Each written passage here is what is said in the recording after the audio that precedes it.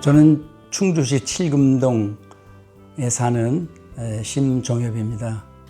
1945년생이기 때문에 올해 만 80세입니다. 1982년도부터 시작을 해서 목사 생활을 35년 하고 2016년도에 은퇴한 감리교 목사입니다. 지금은 은퇴한 사람으로서 사회생활도 하고 교회생활도 하고 잘하고 있습니다.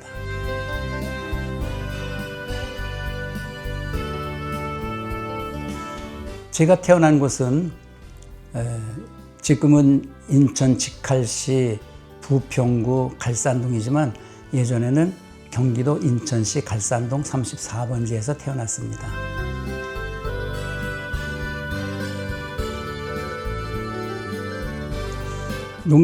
제가 살던 곳은 농촌 지역이기 때문에 앞뒤로 논밭이 많았고 거기 농수로로 쓰는 큰 개울이 있어서 거기서 동무들과 같이 수영도 하고 또 어머니 아버지 따라서 밭에도 다니고 이런 농촌 생활을 많이 했습니다. 그리고 학교는 부평에서부터 인천까지 통학을 하면서 중학교, 고등학교를 나오게 되었죠.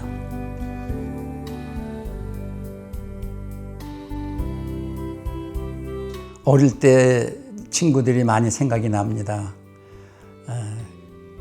경철이, 광량이, 정호, 길석이 많이 생각이 나는데 그 사람들도 같이 어려서 신앙생활 같이 했고 지금은 다 소식이 끊어져서 어떻게 되는지 모르죠. 좀 개울에 가서 뻘거벗고 목욕하던 생각이 많이 나고 손잡고 교회 가서 신앙생활 같이 하던 그 생각이 납니다.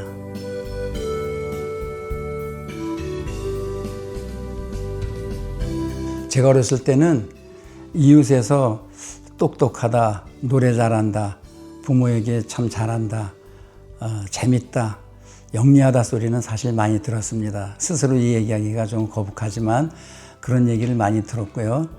또 교회에 가서는 제가 어렸을 때 반주하시던 그 누님께서 너는 자라서 반주도 하고 찬양대도 지휘도 하고 훌륭한 목사가 될 거야 하는 소리를 많이 들었습니다. 아마 그것이 약이 돼서 음악 공부를 많이 하게 되지 않았나 이렇게 생각을 합니다.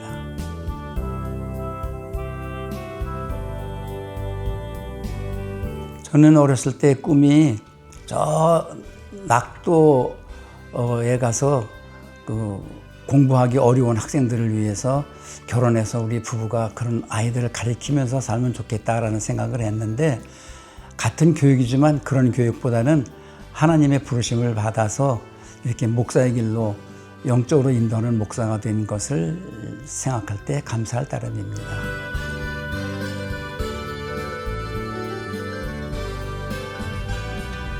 집에서 인천까지 통학을 할 때 버스가 드물었죠. 그래서 한번 버스 타려고 그러면 시간을 많이 기다려야 되겠고 그 버스 한 대를 놓치면 아주 먼 곳까지 가서 기차를 타고 가야 되기 때문에 통학하기가 어려웠던 생각이 납니다. 그리고 학교에서도 무슨 행사가 있으면 뽑혀서 나와서 이 시간에 특별히 독창을 한번 해라 하는 때가 있어서 생각이 납니다.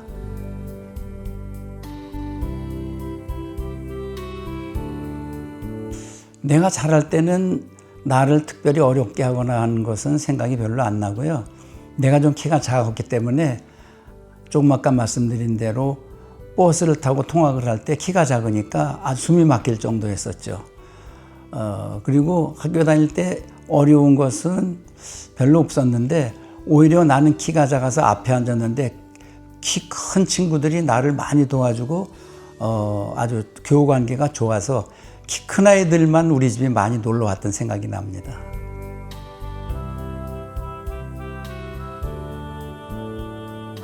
군 생활에 대한 얘기를 좀 시작하겠습니다. 당시 제가 어렸을 적에 동네에서 어떤 형님들이 군대 나갈 때는 동네 사람들이 다 동해에 모여가지고 막 만세삼창도 불러주고 울고불고 왜 그런지 아마 6.25 지나고 얼마 안 있었기 때문에 군대 나가게 되면 아마 죽고 돌아오는 거로 많이 생각을 했던 것 같아요. 그래서 군대 나가는 것을 굉장히 꺼려하고 무섭게 생각해서 우리 부모님도 역시 그런 마음이었을 것 같습니다. 그런데 어머니가 늘 하시는 말씀이 너는 어떻게 군대 나가니 키도 적은 게 그런 생각이 나서 어떻게든지 나는 내가 군대 나가는 거에 대해서 어머니 아버지 걱정을 안 끼치기 위해서 공군 나가는 것이 어떤 길이 있나 생각을 하고 내가 그 길을 택해서 공군을 지원 입대했습니다.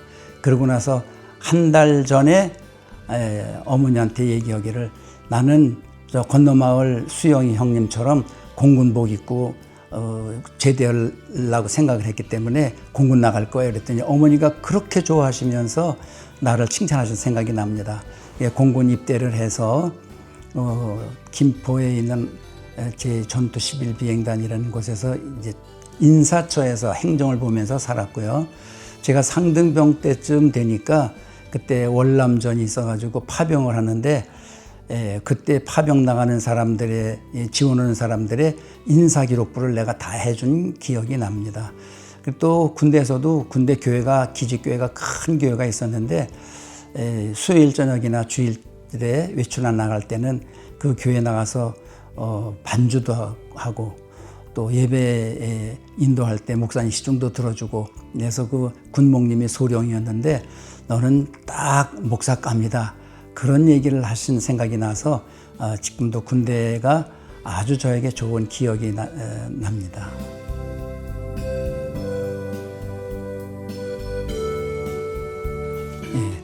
교회에 나가게 된 동기는 저는 없고요. 제가 태어나고 석 달쯤 됐을 때 어머니가 처음으로 등에 업고 교회에 나가기 시작한 것이 신앙생활의 첫 발자국이라고 하기 때문에 동기는 없습니다. 그저 순종하는 마음으로 따라다녔고 생각이 나는 거는 어머니가 새벽기도를 나가실 때 어머니 책가방을 들고 같이 새벽기도 나갔던 생각이 많이 납니다. 그리고 유년 초등학교, 중고등부, 그다음에 청년부, 장년부 이렇게 거쳐서 신앙생활을 꾸준히 잘했다고 봅니다. 식구들도 다 그렇기 때문에 그냥 묻혀서 신앙생활을 잘했죠.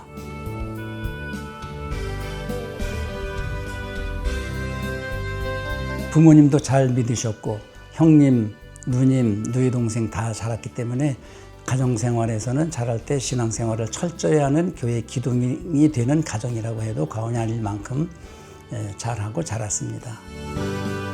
교회 생활을 하면서 어려서부터 학생회장, 청년회장, 또 남선교회장 이런 과정을 다 지나서 또 찬양대를 하다가 군대 가기 전에 목사님이 올겐 반주를 하라고 해서 올겐 반주를 하다가 군대 제대하고 나서는 이제 지휘자로 시작을 했는데 지휘는 배워보지 못했기 때문에 그냥 순종하는 마음으로 하다가 이래서는 안 되겠다 생각을 하고 인천 신학원 윤학원 교수님이 기독교 음악을 가르치는 학교에서 지휘를 잘 배웠습니다.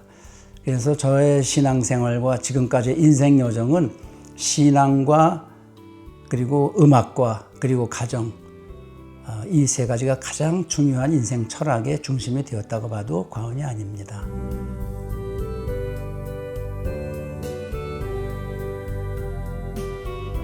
교회에서도 활동하는 것을 생각하게 되면 뭐 아무래도 부활절, 추수감사절, 크리스마스 이런 절기 때에 이제 학교에 비슷하게 이제 특별 순서를 연습할 때 활약을 많이 했다고 봅니다. 또 그것도 아주 재미있었고 또 노래를 한다는 소리를 들었기 때문에 많이 뽑혀서 그런 걸 참 재미있고도 열심히 한 생각이 납니다.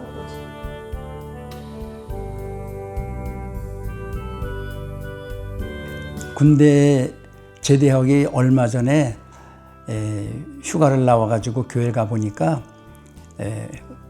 어려서부터 멀리서만 보던 한 처녀가 있어서 저 여자하고 연애했으면 좋겠다 해서 꽂아놓은 그 여인이 내 일생의 반려자가 되었습니다. 지금도 하나님 앞에 그 여인을 생각하면 감사하고요.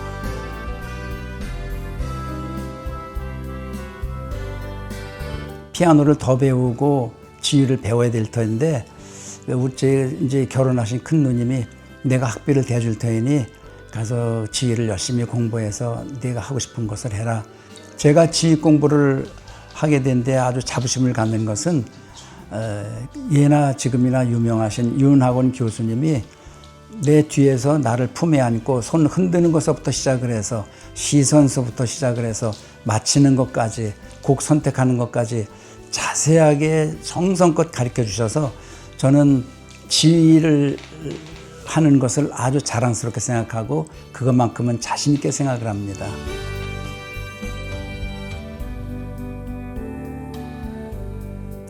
누님이 결혼하시기 전에, 셋째 누님이 결혼하기 전에 강단 꽃꽂이를 하다가 결혼을 했는데 그 다음에 가니까 교회 강단에 꽃이 없어요. 그래서 들에서 풀꽃 같은 걸 잘라다가 이제 꽃꽂이를 또 하고 또 결혼한 다음에는 아내가 또 꽃꽂이를 나오고 같이 해서 교회 생활을 열심히 재밌게 예쁘게 했다고 생각합니다.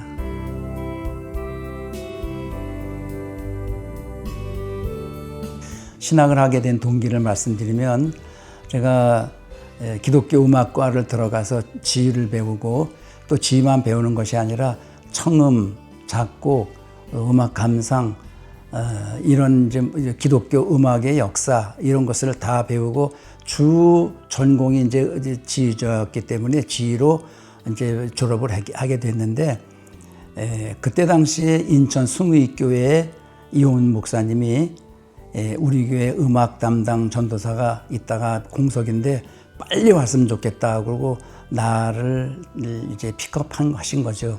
나는 목회자까지 될 생각은 없었는데 지휘자로 저는 뼈를 굵으려고 했는데 그 목사님이 몇 번이나 나를 찾아오셔서 우리 교회 음악 목사가 되어달라고 해서 갔던 것이 목회의 시작입니다. 그러자 신학교가 통폐합되면서 이제 총회 신학교 목회학을 하게 된 것이 목회 시작이죠.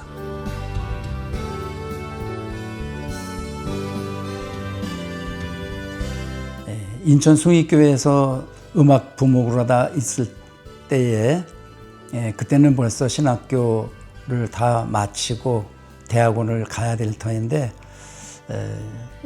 이호은 목사님이 절대로 내보내지 않을 것 같은 느낌이 들어서 그땐 그 교회 풍토가 그랬습니다. 그래서 제 동기 중 한 사람이 진천에 교회가 있으니까 와보라 그래서 가보지 않고도 내가 무조건 가겠다. 왜냐하면 오늘 새벽기도 끝나고 내가 개인 기도할 때 하나님께 기도한 것이 응답됐구나 생각하고 무조건 가보지도 않고 진천에 있는 문상교회를 가기 시작했습니다.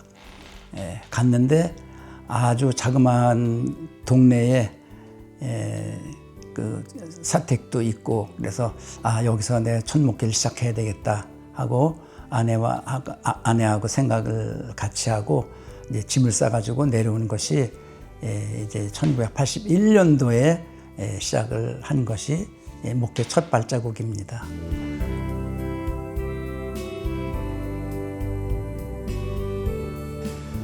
첫 목회 문상교회에 와서 목회를 하는데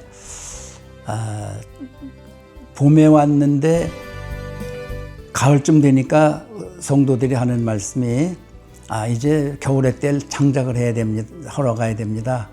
그런데 경운기 2대를 끌고 산비탈로 가서 우리도 그 경운기를 타고 산비탈에 올라가서 나무 다 찍어놓고 비오는 거를 들어다가 경운기를 실어서 교회 앞마당에다 널어놓고 장작 뽀게 된 생각이 납니다. 물론 제가 돕기질은 안 했지만은 그래서 교회에 장작을 떼는 난로를 피우면서 예배드리는 생각이 나고요. 그 다음에 성도들도 참 너무 순수하고 예뻐서 지금도 아주 그 천목회한 문상교회가 많이 생각이 납니다.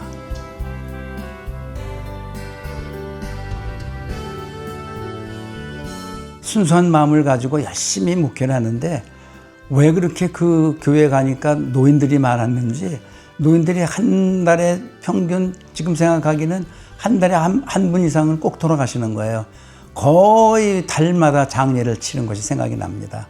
그런데 마침 제가 인천 숭의교회는 대교회이기 때문에 장례 치르는 거, 입관하는 거를 아주 수없이 많이 해서 손에 익어서 어려움 없이 그 장례를 많이 치러드렸던 생각이 납니다.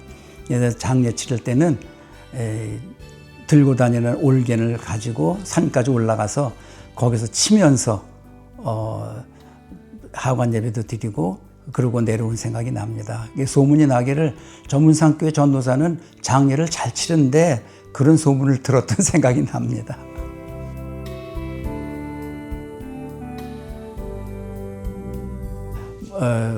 그 교회에서 목회하면서 참 기쁘고 뭉클했던 적이 있는데 가니까 찬양대가 없었어요.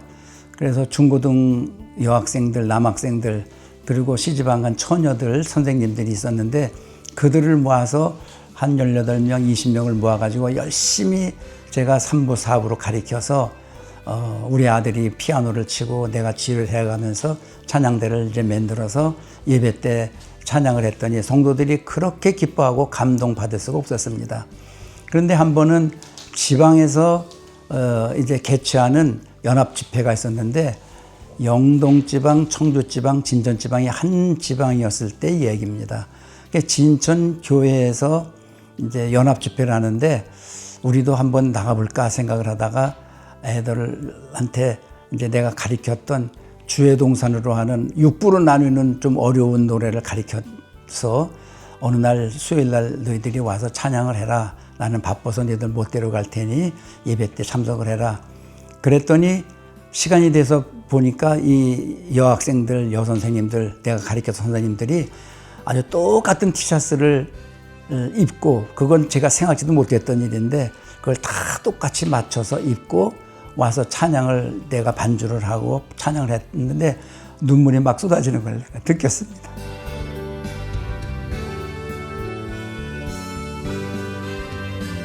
특히 기억되는 분, 그때 당시에는 좋은 집사님들, 권사님들이었는데 다 돌아가시고 지금도 이상희 권사, 또 조상래 권사, 지난 몇 달 전에 돌아가신 박광서 권사님이라고 청주대학 나오신 분이 있는데 그분이 열심으로 재정을 잘 봐주셨던 생각이 납니다.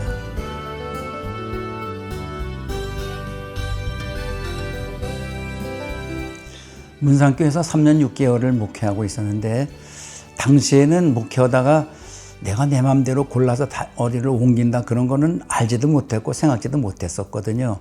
그랬는데 진천교회 심호하시던 안혜승 목사님이라고 하는 분이 심전도사 이제는 목사 안수도 받았으니까 요 교회가 조금 교세가 나을 거야 하면서 서울로 가는 직행버스가 다니는 길 옆에 말하자면 문상교보다는 조금 도회지 쪽으로 옮겨주셔서 처음으로 이제 샘물교회라는 곳으로 옮겼는데 그때 당시에는 이름이 갈미교회였습니다. 갈미라는 거는 교회가 있는 그 마을 이름이었는데 나중에 제가 샘물교회라고 바꿨죠.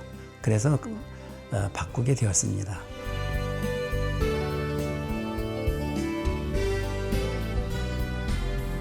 샘물교회에서 목회할 때는 교회가 샜어요.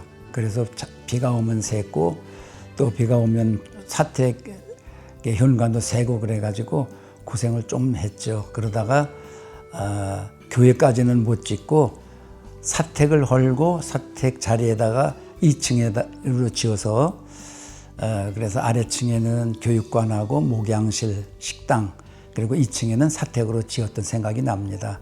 뭐 특별히 어려웠던 것은 없었는데 그 마을 옆에 동네 사람들이 미신을 참 많이 믿는 사람들이 교회에 오는 것을 꺼려했는데 거기를 교인들하고 찾아가서 개종시키고 전도시켰던 그런 좋은 일은 생각이 납니다.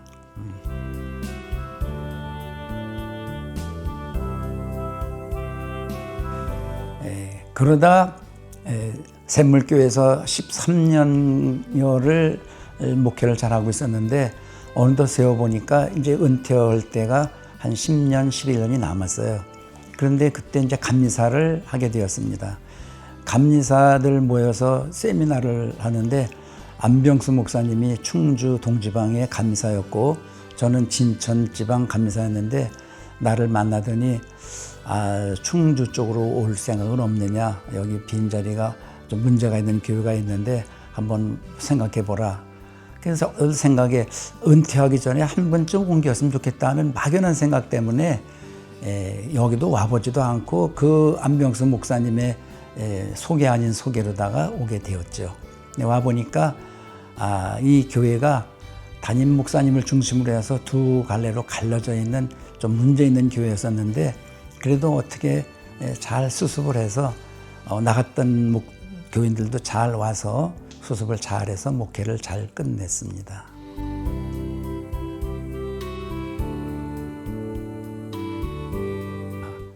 가은교회 와서 보니까 장로님을 비롯해서 재정부에서 내 허락 없이 예산을 세운다든지 이런 문제는 내가 조금 갈등을 느꼈었죠. 그러나 별 큰 문제 없이 잘 지냈고 좋은 점이라고 하게 되면 거기는 장로님들 비롯해서 남선교인들이 일을 잘해요.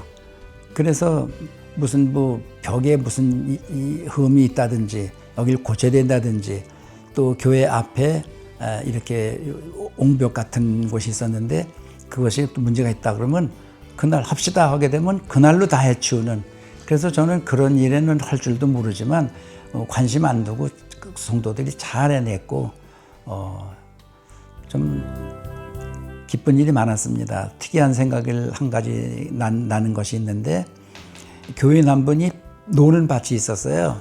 그 노는 밭을 내놓을 테니까 교회에서 교인들이 이걸 농사지어서 못에 씁시다. 그래서 장로님들이 그런 얘기를 해서 그럼 한번 해봅시다.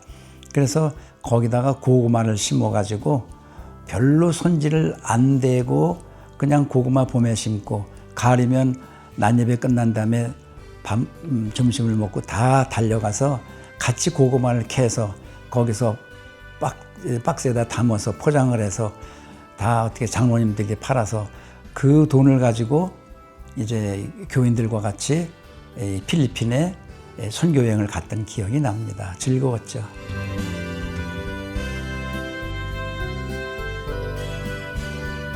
가은교회에서 열심히 목회 생활을 하고 있을 때에 당시 연회 총무였던 조문행 총무님이 전화가 왔는데 각 연회마다 사모합창단이 조직이 잘 되어 있는데 우리 충북연회만 없다.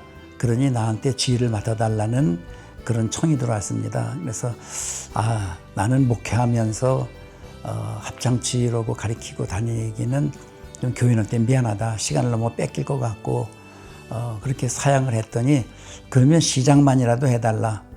그래서 시작을 한 게 충북연회 사모합창단을 만들게 된 이제 동기가 되었죠. 당시에 김기훈 감독님이 이제 계셨었는데 그 김기훈 감독님 교회에 사모님들이 다 모여가지고 그때 당시에 한 45명, 50명이 한 주일에 두 주일에 한 번씩 모여서 연습을 했습니다. 근데 제일 애로가 있었던 거는 사모님들이 마이크가 없으니까 목사님들이 차를 쓰지 사모님들이 차를 쓸 수가 없으니까 모이는 데가 좀 어렵고요. 또 점심 먹는 게 어렵고 그래서 우리가 주머니 돈을 내서 점심도 먹고 이런 생각이 납니다. 그리고 곡 선택이라든지 악보를 내가 준비하든지 하는 거는 사실 처음에는 자비를 들여서 많이 했습니다. 그래서 내 머리맡에는 성경과 주석이 있으면 더 많이 쌓인 것이 악보였습니다. 그만큼 열심히 곡 선택도 하고 음악에 대한 연구도 하고 열심히 노력을 많이 했죠. 즐거운 일이 있었다면 2년에 한 번씩 감리교 전체의 사모합창단 대회가 있습니다. 물론 등소를 가리는 대회가 아니고 축제대회인데 연세대학교 100주년 기념관이라든지 선한목자교회라든지 이런 교회에서 축제가 있을 때 두 곡씩 이제 준비해서 가서 합창을 잘 했습니다. 그럴 때면 아주 흐뭇한 마음, 지휘자만이 알 수 있는 가리켜서 아름다운 화음으로 합창을 잘해서 박수를 받는다는 것, 또 하나님이 기뻐하시는 이 선곡을 골라 산다는 것은 지휘자만이 알 수 있는 희열입니다. 아주 지금도 그렇지만 그때 무대에 섰던, 그리고 나는 대중들이 내 뒤통수만 바라보지만 나는 단원들을 보면서 합창을 잘 끝낼 수 있었던 그 13년간을 제가 했는데 그때가 아주 자랑스럽고도 기쁨이 충만한 시간이었다고 봅니다.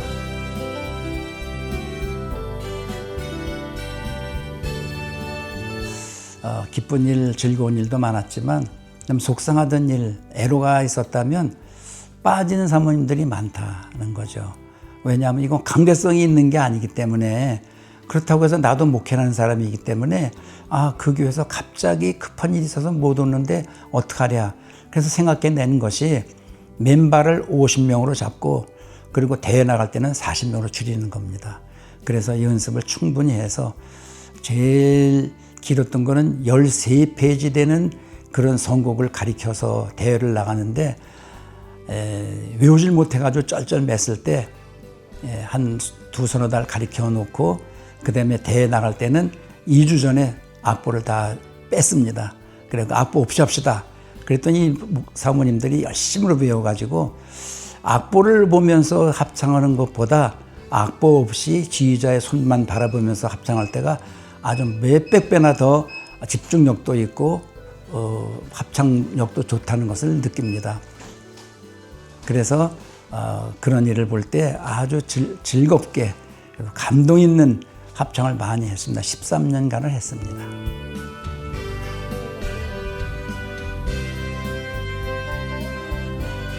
제가 이제는 은퇴할 때도 이제 뭐 한 10년도 안 남았으니까 목회 열심히 해야 되지 않겠느냐라는 생각을 가지고 제가 사임을 했죠. 그리고 이제 있었는데 강대진 목사님이 형님은 그냥 있을 뿐이 아니야. 내가 사람을 모아놓을 테니 목회자 합창단을 합시다. 그럼 좋다. 그럼 나는 곡 선택하고 가리키고 지휘만 할 테니 나머지는 당신이 다 이끌어 나가라. 그래서 시작한 것이 목회자 합창단인데 처음에는 한 20여 명으로 시작했다가 1년이면 연회 때 또 1월 초에 연회 시무식 예배 때 또 그리고 목회자 연합 집회 때 이런 때 이제 합창을 했었죠. 근데 사모님들 합창을 지휘하고 할 때와 또 남성 합창단 할 때와는 기분이 퍽 다릅니다. 우렁차고 열심히 했던 그런 합창단 합창이 지금도 귀에 쟁쟁합니다.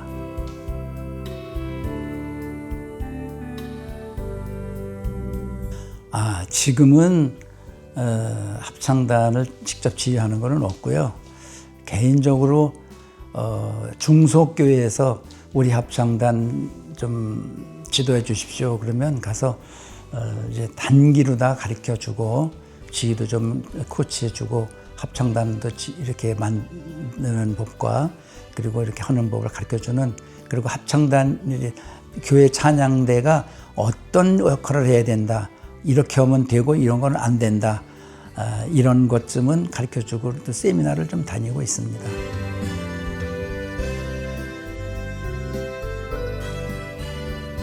가흥교회에 있을 때에 우리 아내하고 한 번은 얘기를 나누는 가운데 저녁 예배가 없는 날을 택해서 우리도 뭐 공부 좀 해보면 좋겠다 하는 생각에 동의를 했습니다.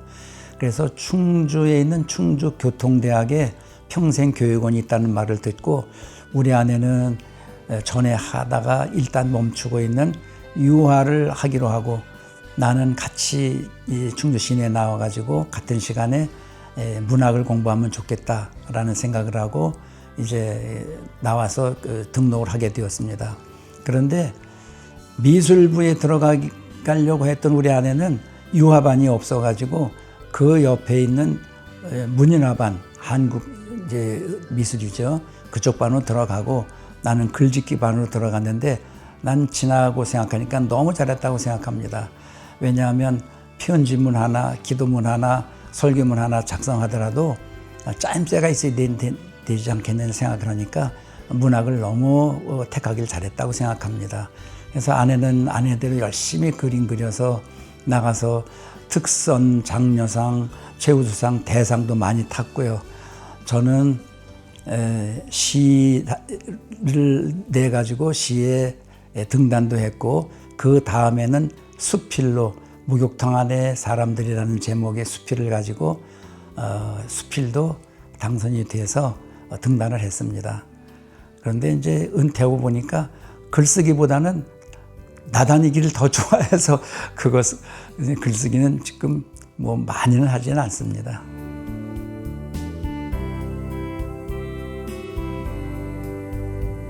가은교회 목회할 때에 한 동료 목사님이 말하기를 생명의 전화라는 게 있는데 거기서는 생명의 전화 무료 전화 상담하는 것도 있고 또 성폭력 상담소도 있고 자살예방센터라는 것 이제 부설로 있는데 가서 강습을 받고 자격증을 따면 그거 일을 할 수 있습니다. 그래서 그 목사님을 따라서 가서 이제 양성교육을 받으러 갔는데 하루 종일 걸리는 거예요.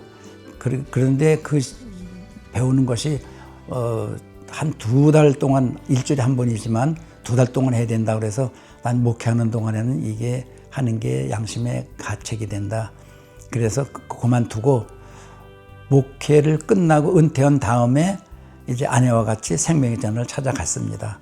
그래서 거기서 전화 상담은 대면 상담과 또 다른 스킬이 있기 때문에 거기서 이제 전화 상담하는 스킬을 배우고 양성 교육을 수료받고 그리고 나서 바로 상담사로 투입이 돼서 무료로다가 당번을 짜서 상담을 하게 되었습니다. 그렇게 2023년도, 24년도 쭉 하고 있었는데 2024년도에서 이런 일이 있었습니다. 시니어 클럽이라는 데서 이렇게 사회에 공헌하는 무료로 공헌하는 사람들에게는 월급을 주겠다. 그래서 많지는 않지만 그래서 무료 상담을 계속 하다가 시니어 클럽에서 주는 돈을 받고 기쁨으로 재밌게 하고 있습니다.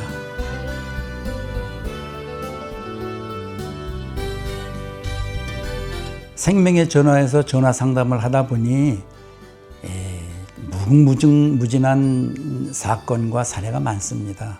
그런데 말씀드렸다시피 생명의 전화는 자살을 하고 싶은 사람, 우울증이 걸려서 세상이 싫은 사람, 또 마음의 비밀이 많은 사람들, 이런 가책을 느끼는 일이 많은 사람, 이런 사람들의 전화를 많이 받습니다.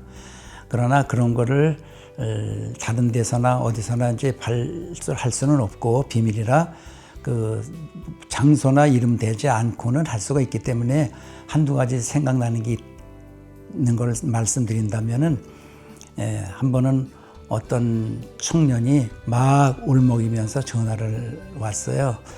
선생님, 나는 지금 죽으러 가는 길입니다. 그래서 웬일로 죽으러 가실 만큼 아픈 일이 있습니까? 그런데 긴 이야기를 좁혀서 얘기하게 되면 자기가 어려서 부모님이 이혼을 해서 아버지를 모르고 또 어머니 밑에 자라다가 어머니가 자기를 할머니한테 맡기고 집을 나간 겁니다. 그 할머니 밑에서 자라다가 열심히 공부도 못하고 공장이나 노동판에 가서 일을 하면서 자랐는데 마음속에 한 가지 소원이 있다고 하게 되면 엄마가 보고 싶은 거예요. 그래서 하루라도 엄마랑 살았으면 좋겠다는 욕심을 가지고 그렇게 어렵게 돈을 벌고 살았는데 어떻게 연줄연줄해서 어머니를 찾게 됐습니다. 그런데 그 나이가 얼마쯤 됐습니까? 내가 물어보니까 그때 당시에 48살이라는 거예요. 그런데 어머니를 만나서 아주 재밌고 그렇게 행복하게 살기 시작을 했는데 어떤 날 갑자기 어머니가 야, 나 돈이 필요한데 돈 있으면 좀 내놓으라. 그래서 자기가 많았던 3천만 원을 꼭 모아뒀던 게 있었는데 1,000만 원을 내드렸습니다. 그랬더니 1,000만 원을 가지고 나가더니 이틀 만에 들어와서 또 오는 얘기가 또 1,000만 원이 필요한데 어떡하니? 그래서 또 1,000만 원을 내주기 시작해서 3천만 원을 엄마를 다 주게 된 거예요. 그러더니 3천만 원을 다 가지고 나가가지고는 종족을 감춘 겁니다. 그러고 이 소리를 하면서 엉엉 우는 거예요. 난 이제 엄마도 필요 없고 나는 죽으면 되겠습니다. 그러니까 죽으러 가는 길입니다. 그래서 지금 나이가 48이라고 그랬죠. 우리 아들하고 똑같은 나이인데 그러면서 내가 위로를 하기 시작했습니다. 근데 위로를 하다 보니까 우리 아들하고 똑같은 나이가 되니까 남의 일 같지가 않고 내가 그 얘기를 하면서 목이 맸어요. 그러니까는 내가 말을 잇지 못하고 울먹울먹 하니까 선생님 지금 우시는 겁니까? 아유, 우리 아들과 동갑이라 생각하니까 눈물이 나네. 얼마나 그 오랜 동안 고생을 하고 어머니에 대한 그 기쁨이 배반으로 변했으니 얼마나 속이 아프겠느냐고 그렇게 위로를 했더니 이 청년이 오히려 힘있게 얘기하기를 선생님 나 안 죽을 겁니다. 내 얘기를 듣고 울어주는 사람이 있다는 걸 생각하니까 나 울지 않을래요. 더 살을래요. 선생님 같은 분 꼭 만나보고 싶어요. 그래서 나는 만날 수는 없지만 내가 전화로다가 위로해주고 내가 아버지도 돼줄 수가 있어. 그러나 우리는 전화 상담이기 때문에 못하는 제약된 부분이 많다. 그래도 좋습니다. 난 안 죽을 겁니다. 그랬던 생각이 납니다. 이 얘기를 시니어 클럽에서 노동청에서 나와가지고 사례 발표가 있어서 얘기했다가 그것이 당선이 되어서 잡지에까지 나온 기억이 있습니다. 그 이외에도 참 마음 아픈 얘기, 고부 간의 갈등, 자녀의 갈등, 부부 간의 갈등, 물질 간의 관계, 또 질병에 대한 관계 많습니다. 그러나 우리는 들어줌으로써 해결하게끔 만들지 이렇게 하면 됩니다라고 하는 것은 안 하는 게 전화의 상담의 방법입니다. 그래 마음에 남는 얘기가 많이 좀 있습니다.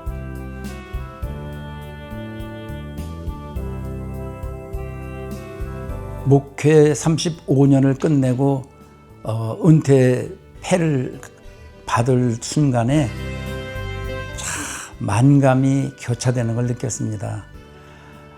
목회자가 되려고 신학을 하던 그 순간, 그 목회 초년병 신학교 다닐 때 졸업 임세 성경 추석을 한 지를 살려고 하게 되면 돈이 모자라서 월부로다가 사서 책장에 꽂아둘 때 그런 생각, 그 다음에 신학을 졸업하고 목회자가 되고 또 목사 안수를 받고 하던 때마다 마음에 결심한 것이 있습니다.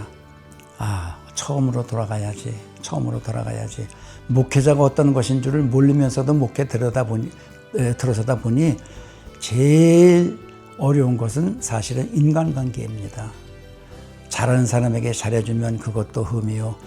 또 미움을 갖게 되는 사람에게 미움을 표시할 수도 없고, 그럴 때마다 우리는 아내와 같이 손을 잡고 이것이 목회의 길이라면 우리가 하나님이 지켜주실 것이다 라고 하는 마음을 가지고 했던 기억이 나며, 목회 은퇴패를 책장에다 걸어놓고 가끔 보면서 두 가지의 큰 생각이 납니다. 하나는 이제 됐다, 만세야, 이제는 새벽기도 안 해도 되고 설교 준비 안 해도 되고 우리 자유시간이 많아졌어.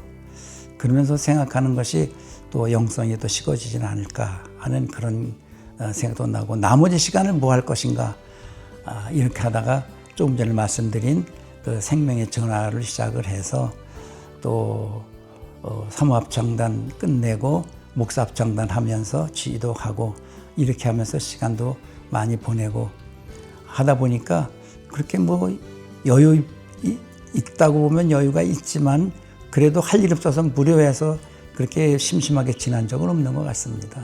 열심히 그저 바쁘게 살아가는 것 같습니다.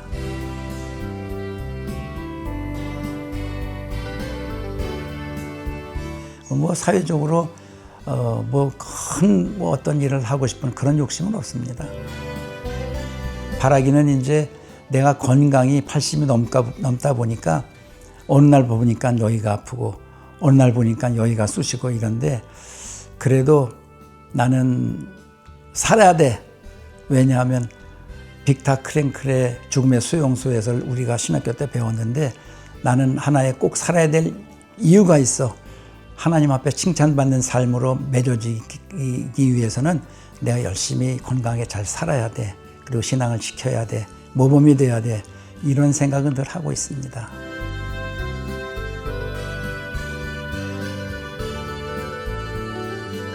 여태까지 목회하면서 그렇게 아팠던 적은 없었어요. 하나님께 감사할 따름이죠.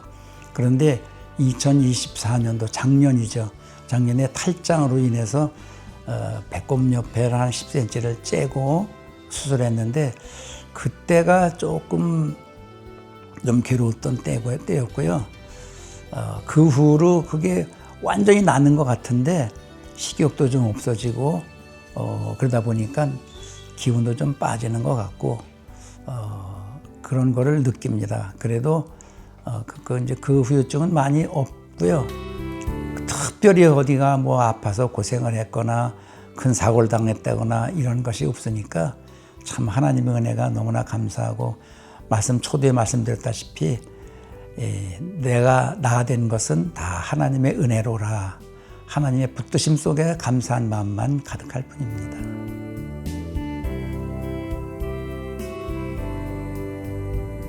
건강 관리는 그저 시간만 있으면 아내 손잡고 공원에 다니는 거, 걸음걸이가 최고입니다. 그렇다고 해서 저는 어렸을 때 형님이나 아버지가 너 나가서 운동 좀 해라 이런 소리를 못 들었던 것 같아요. 그래서 어려서 운동하는 취미를 못 얻어서 음악에는 취미가 있었는데 운동에는 취미가 없어서 지금도 나가서 무슨 뭐 구기 운동을 한다든지 이런 거를 할 줄도 모르고 할 기회가 없습니다. 그저 걸을 뿐입니다.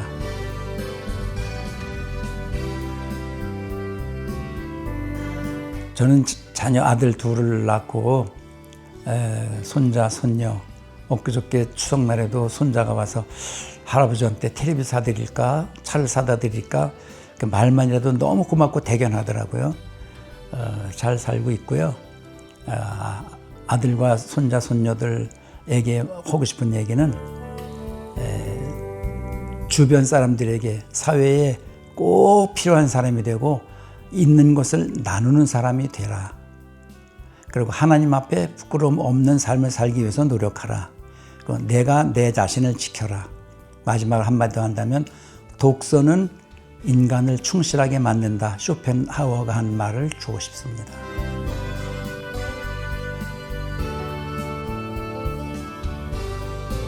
우리는 애정 표현을 잘하는 편입니다. 그래서 당신은 내 생애의 최고의 선물이야. 하나님이 주신 최고의 짝이야. 우리는 연애를 4년 하다가 결혼했거든요.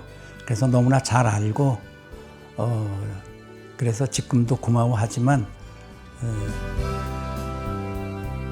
하나님께서 내 옆에 내 아내를 주신 것을 너무나 감사하고 죽을 때까지 우리 아프지 말고 큰 소리 치지 않고 잘 살다가 하나님 앞에 갔으면 좋겠습니다.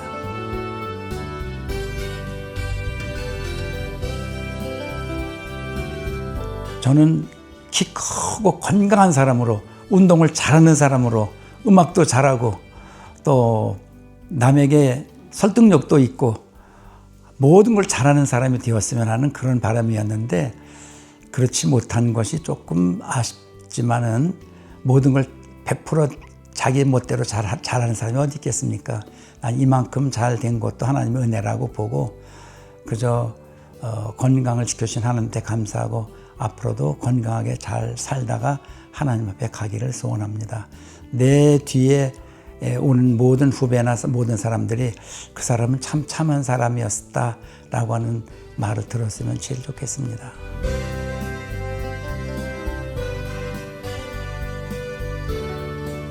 저는 목회하면서 설교를 수없이 하지 않습니까? 그런 가운데 중요한 일일 때마다 또 나에 관계되는 날이 있을 때마다 나의 나된 것은 다 하나님의 은혜로라 그 한마디에 다 들어있다고 봅니다.